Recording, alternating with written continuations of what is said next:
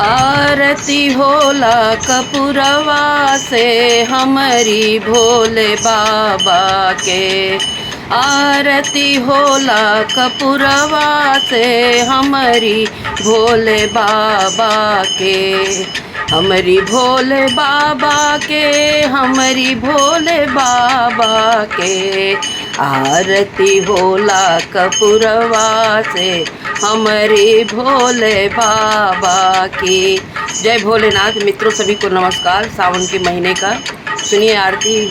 पहली आरतिया काशी में होले, पहली आरतिया काशी में होले, काशी में होले, काशी में होले। बाबा विश्वनाथ के मंदिरवा में, बाबा विश्वनाथ के मंदिरवा में हमारी भोले बाबा के। आरती होला कपूरवा से हमारी भोले बाबा के।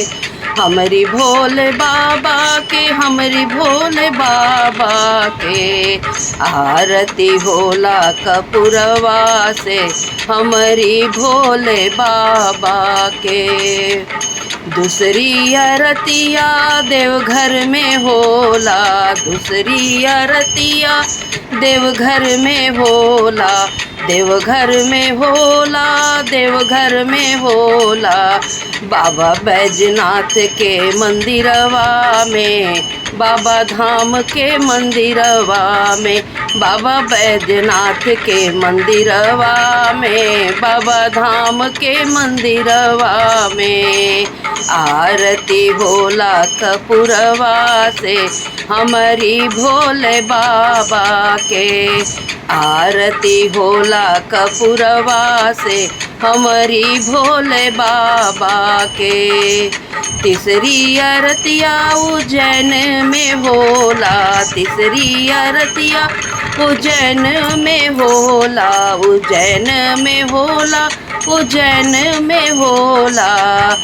बाबा महाकाल के मंदिरवा में जय महाकाल की।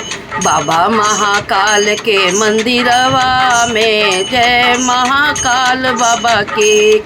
आरती होला कपूरवा से हमारी भोले बाबा की। हमारी भोले बाबा की, हमारी भोले बाबा की।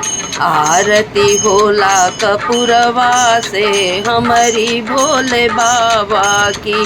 जय भोले।